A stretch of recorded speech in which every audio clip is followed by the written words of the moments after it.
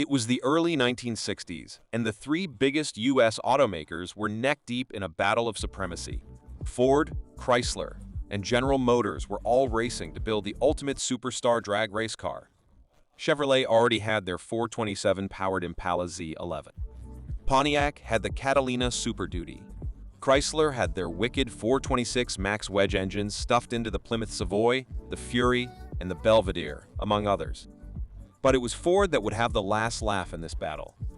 After swapping out their big block Galaxies for a new experimental Fairlane Thunderbolt that would go on to make all the difference and win Ford many famous races and titles against its many rivals. This video tells the interesting story of the multiple title-winning Ford 1964 Fairlane Thunderbolt. As the prestigious 1964 NHRA Winter Nationals car race and Car Manufacturers Cup approached, Ford was betting on their Galaxy model, but the full-size car needed to be faster. So Ford created a new superstar drag race car, the Fairlane Thunderbolt. Even though the lightweight version of the Galaxies proved competitive on closed circuits, it needed to be quicker to win against the mighty Chevrolet Impala Z11 at the tracks. Ford needed an even lighter and faster car. So, the company started looking for new alternatives. Ford eventually settled for the Fairlane. At just under 3,000 pounds, the Fairlane 500 was more than 600 pounds lighter than the Galaxy. The Thunderbolt was not built on a regular Ford assembly line, but in conjunction with Andy Houghton of Dearborn Steel Tubing. It was there that partially built Fairlane bodies and top-of-the-line 500 exterior trim were combined with the 427 and either a heavy-duty Lincoln automatic transmission or a Borg-Warner 4-speed manual transmission. As a result, the Thunderbolt was born. Devoid of sound-deadening material, seam sealer, heaters, and radios, while the fenders, hood, and deck lid were made from fiberglass. Ford also replaced the stock steel bumpers with aluminum to shed more weight. Ford even had to swap the factory glass out of plexiglass panels. Moreover, the factory seats were also entirely removed to make way for almost flat buckets, which reportedly came from Econoline vans. There are some claims that with all the weight-saving surgeries undertaken in prepping up the Thunderbolt, the initial configuration of the car finally turned out to be too light for the race category it was made for in the first place. So Ford was forced to put one of the initially removed steel bumpers back on the car to add some much-needed weight. That's why most Thunderbolts can still be found to have steel bumpers in the rear and aluminum bumpers in the front. Finally, Ford replaced the inner high-beam headlamps with massive scoops that directly fed air into the engine, giving the Thunderbolt's front fascia an even more aggressive and unique look. Other key racing features in the Thunderbolt include tubular exhaust headers, an electric fuel pump, altered rear suspension with heavy-duty traction control bars, trunk-mounted heavy-duty battery, special drag race wheels, and tires supplied both by Goodyear. Once finished, the Thunderbolt finally came in at just over 3,200 pounds, 1,451 kilograms, which was the NHRA minimum weight requirement for the Superstock class. The first 11 cars were painted in Ford's vintage burgundy, while the remaining 89 were painted Wimbledon white. Though it was technically labeled a street-legal car, all these modifications and deletions, along with a final drive ratio of 4:57.1 for the 4-speed cars and 4:44.1 for the automatics, make the Thunderbolt impractical for everyday street use. In fact, the design of the Thunderbolt was so unique and different from other Ford models that Ford was forced to rivet a metal plate to the inside of the glove box door of the Thunderbolt with a disclaimer.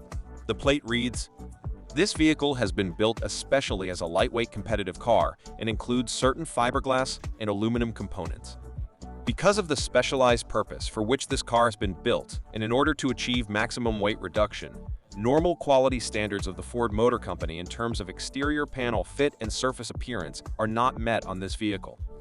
This information is included on this vehicle to assure that all customers who purchase this car know the deviation from the regular high appearance quality standards of the Ford Motor Company.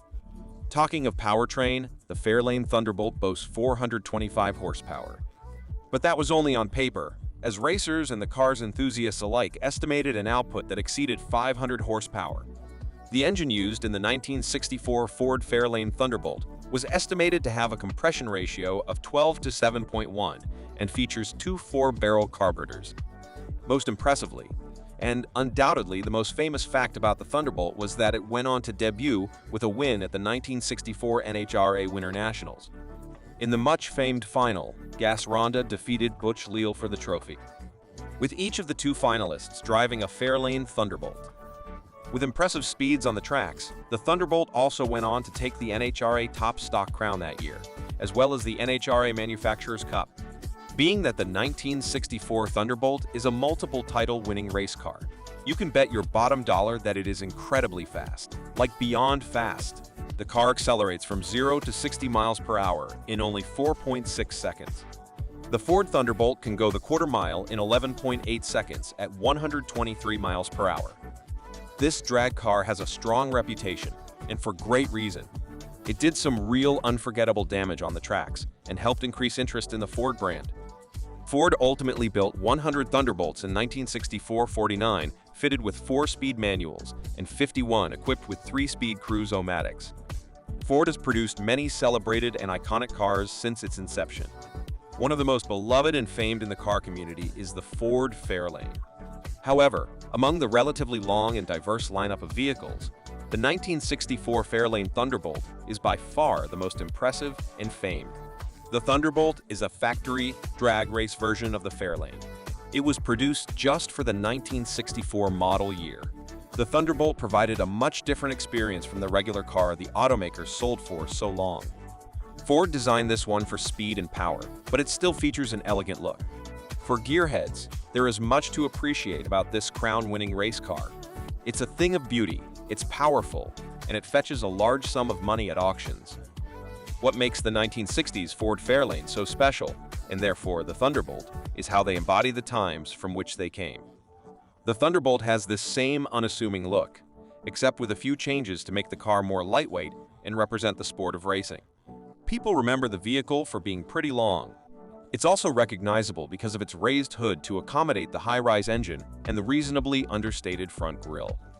People can usually tell the regular Ford Fairlane from the Thunderbolt by the front lights. The Fairlane has double headlights on both sides.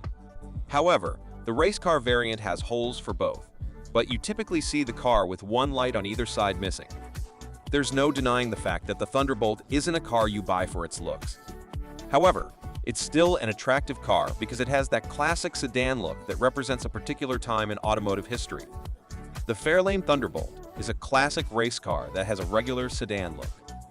This car is powerful because it delivers impressive performance, embodies the 1960s perfectly, and is also a super rare piece of automotive history.